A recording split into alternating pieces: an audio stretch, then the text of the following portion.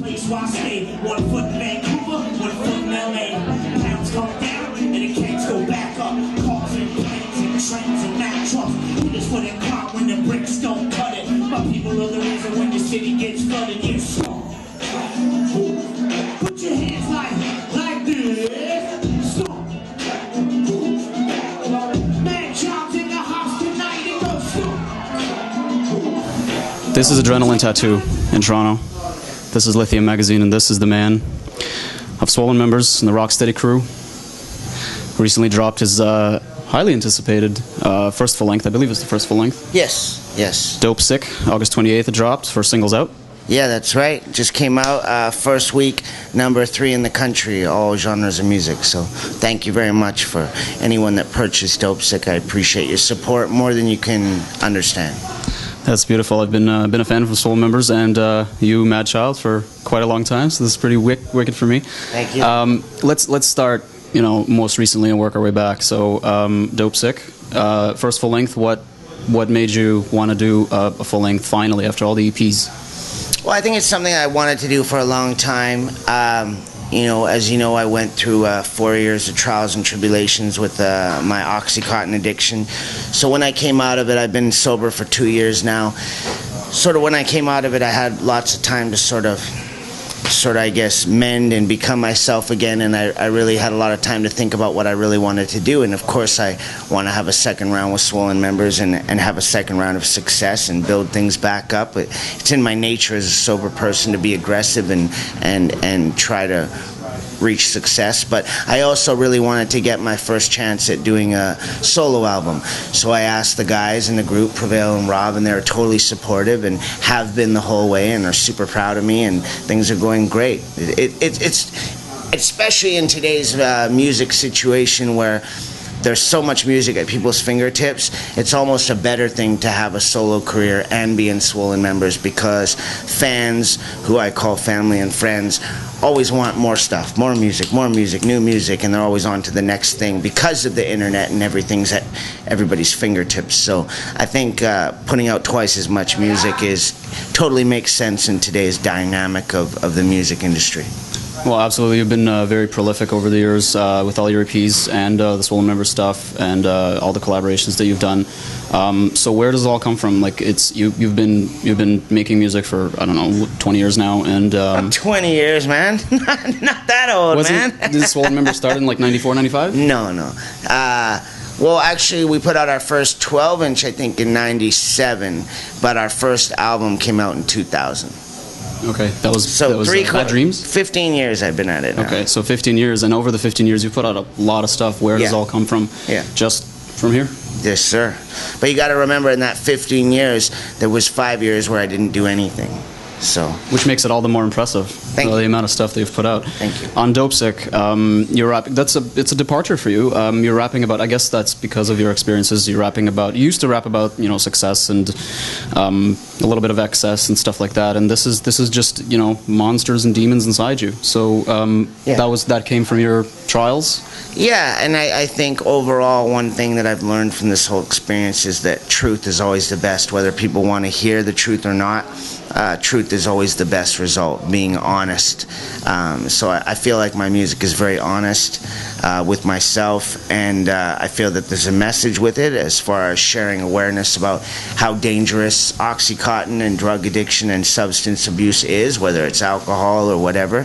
And also, people that have followed my career know that I had times where I got caught up and sort of mixed up in the wrong sort of groups of people, and no disrespect to any of the people that I hung out with, great individuals, some of them for sure, but for someone who's working on their music career, it was not a positive environment for me to put myself in.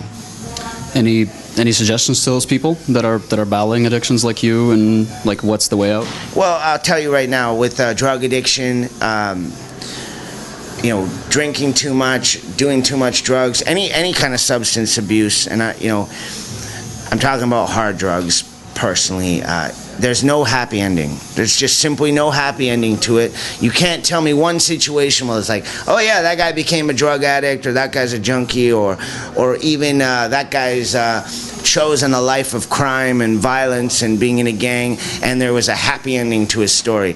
You were either going to hit rock bottom, or you're going to hit a brick wall, or you're going to die, or you're going to end up in jail. Those are your choices. So I guess what I'm saying is, why would you even want to start that? Why don't you just live life and enjoy the beautiful world that we have to live in? What's the point of what's the point of it? There is no point. And I guess that's sort of what it comes down to. You have to realize with the drugs that I got addicted to, I fell into it by accident. Like, I would have never tried heroin. I would have never stuck a needle in my arm. But because I've seen what the after effect looks like. You see what people look like when they're addicted, the poor souls that are addicted to heroin. You see the physical effects of what happens to people like that. So you're like, okay, I'm never going to do that. It's obvious. But with pills, Percocet, Vicodin, Oxycontin, it seems so harmless. It's, you just pop a pill, it's a painkiller, no big deal, a doctor prescribes it. But the awareness that needs to be spread, and I believe is being spread now because it's an epidemic,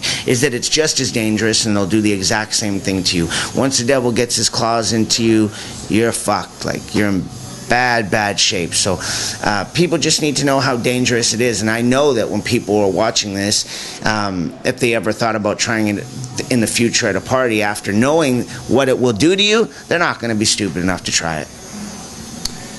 After all of that, you've decided to become sober because you've seen everything that it's done to people, and one of your outlets was to get back to battling, and you are the reigning King of the Dot. Oh, well, I just battled once at King of the Dot, but I did battle one of the top battlers, I guess, out there, Dirtbag Dan, and it was my first real battle, and it was such a different dynamic. If you watch the battle, his name is Dirtbag Dan, and I battled him King of the Dot. I ended up winning. But it was such a different experience from being on stage with a mic and looking down, at your fans and your friends and your family and the crowd. And then you're on the ground without a mic and people are around you, you've got a camera on you. It was a whole different adrenaline rush, and it was the first time I actually had butterflies in my stomach in a long time. So it was a great challenge for myself. I'll definitely do it again. Now that I've done it once, when I do it again, I will definitely rip someone's face off, though, now that I understand the dynamics of it. What made you want to try it? I mean, it's a very unknown territory, and you're an established artist, and you've done your share. You have a legacy in Canada and around the world. Why go to the grassroots and you put yourself in that situation where you're going to be on the spot, and especially with the potential of failure? Where I risked it all? Yeah. Exactly for that reason.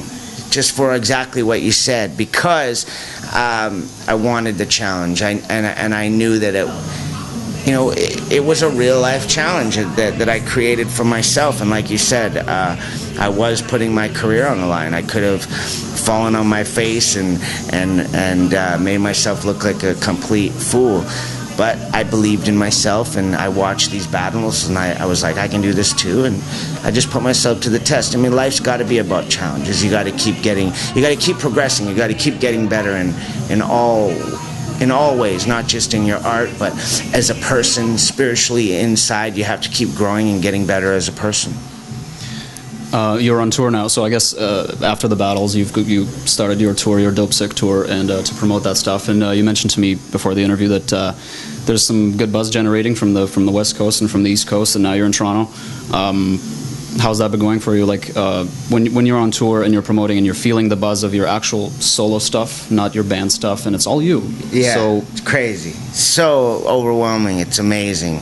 I feel like in a short period of time, I've really only been a solo artist for about 14 months now. So although I'm a veteran in Swollen Members, I'm a brand new artist in essence. So the fact that in a very short period of time, I'm going out and kids are asking for photos and autographs again, and it's pretty amazing. It's a great feeling. It had been quite a few years.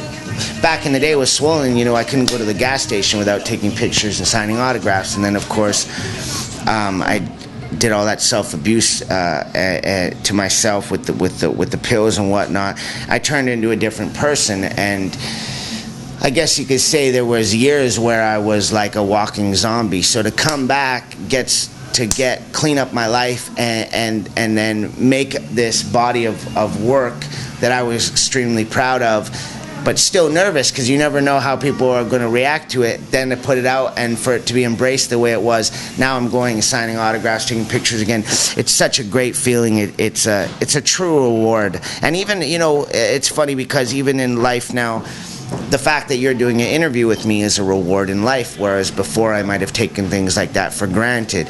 Now I look at each day and the things that are happening in my life as rewards, and I'm extremely, extremely thankful.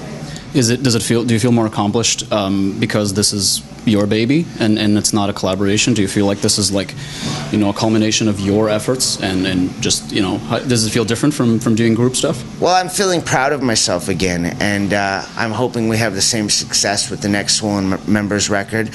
But I'm just overall, in general, feeling proud of myself again. I was definitely confident in who I was up until 2006, and then definitely lost my way. And to come back from that, where I'm lucky just to be alive, and then get to this point where I'm at. Hopefully I'm still on an incline, hopefully it's still moving upwards, but to just be where I'm at right now, I have a feeling of self-worth again. I have a feeling of self-confidence, and I see that my parents are proud again, my family's proud of me again, and I'm also a different person. To be honest with you, I was kind of a bit of an asshole when I was younger, and I see things differently now, and I treat people differently, and I treat myself differently. So I think it's all just about a journey in life and growing as a person, not just as an artist, but just growing as a person and bettering yourself as you go along. You know, walking under the light and walking on a better path is a big part of it. How has the game changed between now, like since 2006 and since you cleaned up and since you've put out the solo stuff, but before in the late 90s, early 2000s, was it different, just the state of hip-hop? Like you said, with all the social media stuff and all the internet stuff, there's a lot more music now. How is it different? How's the dynamic different for you? Well, there's just so much music at people's fingertips, right? Like it's anybody with a laptop and a microphone and a video camera, or whatever you call it, a digital camera, can present themselves now as an artist, and that's great. It's a positive thing for sure, but there's a lot of music to sift through, and I guess one thing I would tell people is just because you've been rapping for 6 months doesn't mean necessarily it's time to, you know, put your stuff out there, because I'll tell you this, if you go for another year, you're going to be 5 times better than you were after just starting. So I guess my advice for some people is don't be in a rush to put it out. Keep working to own your craft and your skills to the point where you know that you're blowing yourself away. Like you're like, wow, I can't believe I'm doing this. I can't believe this is me writing and recording this. When you feel like that, then I feel like it's time to put your music out and present it to the world, because you only get one sort of first impression. I know I'm talking about other people right now, but you're asking how I see music differently. And yeah, I mean, it's all about so much about the internet now, and of course that was something I had to wrap my head around and understand, but I think I get it, and it moves fast paced, but once you embrace it and put yourself in the way the world is today, it's not too hard to figure out. You just have to sort of dig in, and I don't find hip-hop that much different. I mean, of course there's going to be new sayings and new dances and new branches on the tree of hip-hop or whatever, and now there's the swag rap or whatever the hell you call it, and some of it's not for me, and you know, some people are rapping on electronic music, and I'm trying to be open-minded about that kind of stuff. But hip-hop is always going to be hip-hop, and I feel like I'm still doing it my way, and I feel like when you get down to the core of what I'm doing and Swollen Members is doing, we haven't changed, and that is still having a lot of success, so I think we can be proud of that. Classic stuff, you know what I mean? Yeah. You put out your stuff like these guys are putting out the stuff on the internet, and you put out your stuff through your label. Take me through what happened to Battle Axe. Yeah, well, it was just simply my drug addiction was the problem. I had a successful independent record label called Battle Axe Records, and I was running it. Everything was good, but in 2006, we had lost our management due Network? Was it Network? Yeah, due to who I was associating with on my personal life, and we got dropped from Virgin in America. They signed us and dropped us before our first record even came out. So kind of had a few blows riding this wave of success from 2001 to 2006. It was kind of like the wave crashed. You know, and all things that go up must go down. But we had worked so hard. There were some years where we did like 200 plus shows a year that we were like, you know, let's take time off. Let's take a year off. You know, I had money, whereas I didn't before. I had houses, blah, blah, blah. I was like, I'm just going to take a year off and enjoy it. That's the wrong thing for someone like me to do. I'm a workaholic, and definitely idle hands are the devil's plaything, and that was for sure the case with me. Absolutely was, and I sort of immersed myself or put myself into situations where I was going to mansion parties and strip clubs and hanging around with maybe sort of, in certain people's eyes, well, whatever. We already covered that. But yeah, I put myself in a party mode, you know, and that was a stupid thing for me to do. The real me, the clear-headed me would have taken on the way that the music was changing in 2006, and I would have, you know, tried to think outside of the box and still make it work. For example, I'm coming back now, and instead of Battle Axe Records, we have Battle Axe Warriors, which is our family, and it's a way to connect one-on-one with the fan. So it's like a new sort of version of a record label, but it's a family, it's a brotherhood, and we're starting Battle Axe Dimes as well. But it's a way for us to be direct with our fans. So, you know, I think that if I wouldn't have put myself in that party situation, I definitely would have stuck around and tried to figure out how to make the record company work. But as I started going to this deep, dark place, I just shut it down. You've done a lot of collaborations over the years. We're talking Dilated Peoples and Everlast and Nelly Furtado and Infected Mushroom. That was a great track, by the way. Thank you. Ghostface, Alchemist, lots of people. Yeah. Who's your favorite, and why, and who that you haven't worked with would you really want to? Right now, I'd like to do a song with Danny Brown. I think he's incredible. He's a breath of fresh air in hip hop today. I think his style is so wild. I would like to do something with actually one of the people that I'd like to work with. It's probably going to happen, so I won't say it right now. Yeah, Danny Brown is fresh to me. I'd like to go back and do some stuff with my brothers, Alchemist and Evidence. Those are longtime friends of mine, and I'm so proud of what they've done with their careers and how they've stayed true to who they are, and they've had an incredible amount of success. I have so much admiration for them, and Rocka, Dilated Peoples. It's just, I'm proud of those guys. So there's lots of great music out there. La Coca Nostra is one of my favorite groups. We got to go on tour with them, and I'm going to be doing a record with Slane from La Coca Nostra. He's also an actor, but he's one of my favorite MCs. We're going to be doing an album together, and I love Ill Bill stuff. I'm on tour with Tech Nine. I'd love to do some music with Tech Nine and Chris Calico. Those guys are amazing people, incredible human beings, and some of my favorite MCs as well. So I feel like I'm in a pretty blessed place getting to make friends with my favorite artists, and then you meet them, and they're the people exactly who you hope they'd be. Is there more collaborations with Mocha Only and all those guys from way back in the future? You know, Mocha's like extended family. I'm sure we'll be doing stuff with Mocha down the road for sure. Yeah, I saw you guys play Toronto in 2001, which is 11 years now. So you've been around for quite a while, and I've been a fan for a long time. There you go. That show was just incredible energy with Prevail, crowd surfing, and all that stuff. So, do you still keep up the same energy? Do you have what do you bring to the table nowadays with shows both on your own and with Swollen? Before it was more of a party, and I think it still is a party, but I focus more on the fierceness of my lyrics and the sharpness of my delivery on stage. So I'm focused more on, people are like, wow, he does all that without a a hype man or a background vocalist. That's kind of one of the things that I feel like I focus on as a solo artist, and not as much jumping around. Prevail was still a wild animal. He still crowd surfs and climbs up pipes and hangs from the ceiling and climbs up scaffolding. And I'll crowd surf like when it's appropriate, but I'm not jumping the crowd every night like I was when I was a kid, just because, you know, I don't know. I guess I could, but I don't.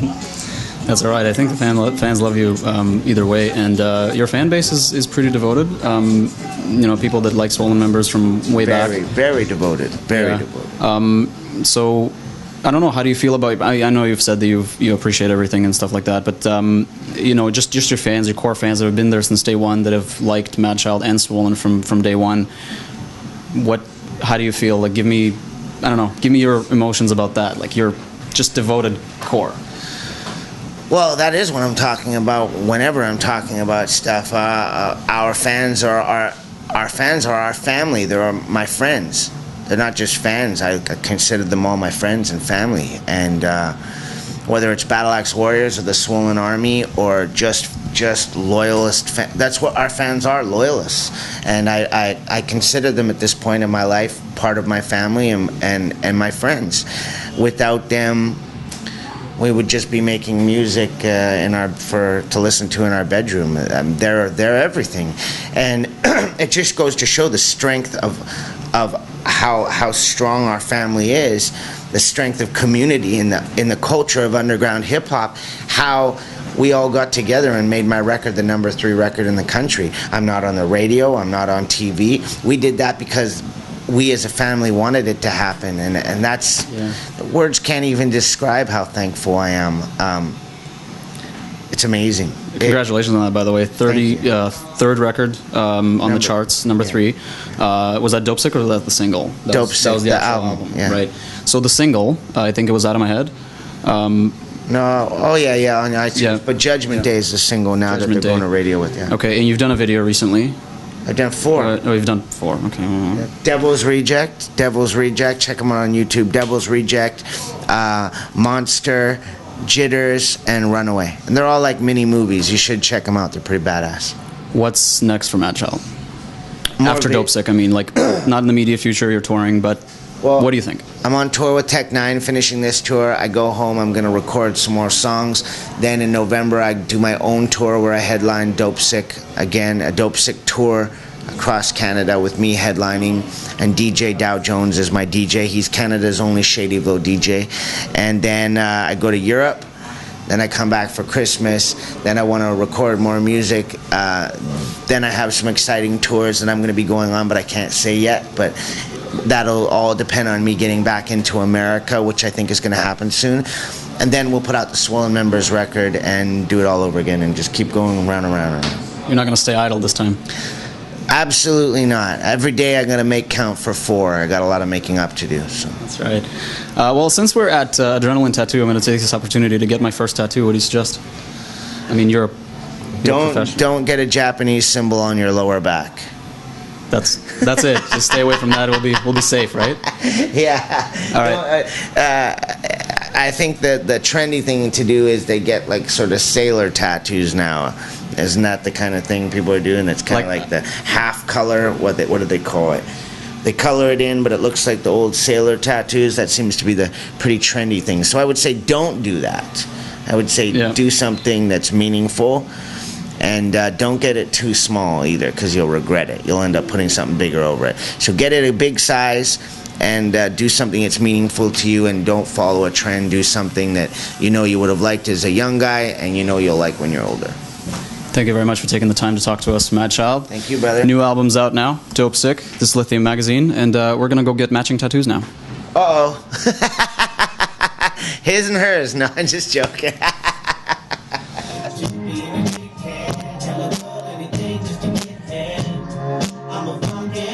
Shut the fuck up and suck my dick.